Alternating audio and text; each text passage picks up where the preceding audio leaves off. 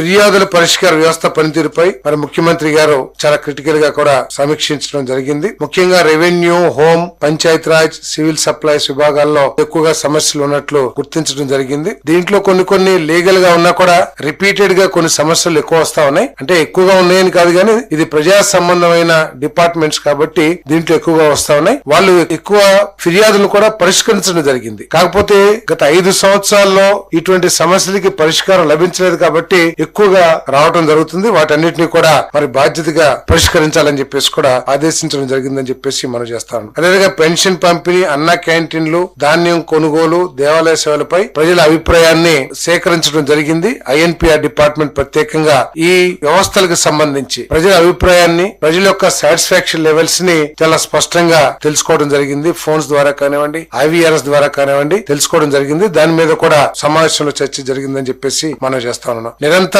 ప్రజల అభిప్రాయాలు తెలుసుకుని ప్రజల అభిప్రాయాలకి కారణాలు ఏమిటో, అంటే వాళ్ళు ఏదన్నా సాటిస్ఫాక్షన్ గా లేకపోతే వాటికి కారణాలు ఏమిటో, ఆ కారణాలకు ముందు పునరావృతం కాకుండా ఉండే ఏ విధంగా చర్యలు తీసుకోవాలో ఆ డిపార్ట్మెంట్స్ కూడా మరి కృషి చేయాలని చెప్పేసి కూడా స్పష్టంగా తెలియజేయడం జరిగిందని చెప్పేసి మనం చేస్తాను. ముఖ్యంగా పెన్షన్లు ఇచ్చేటప్పుడు పెన్షన్లు ఇచ్చే అధికారులు గాని ఎవరైతే సిబ్బంది ఉన్నారో వాళ్ళ వ్యవహార తీరు ఏ విధంగా ఉంది, వాళ్ళు పెన్షన్ లబ్ధిదారులతో ఏ విధంగా ప్రవర్తిస్తా ఉన్నారు, వాటన్నిటి మీద కూడా మరి క్షుణ్ణంగా పరిశీలించాలని చెప్పేసి కూడా ఆదేశాలు ఇవ్వడం జరిగిందని చెప్పేసి నేను మనం చేస్తాను.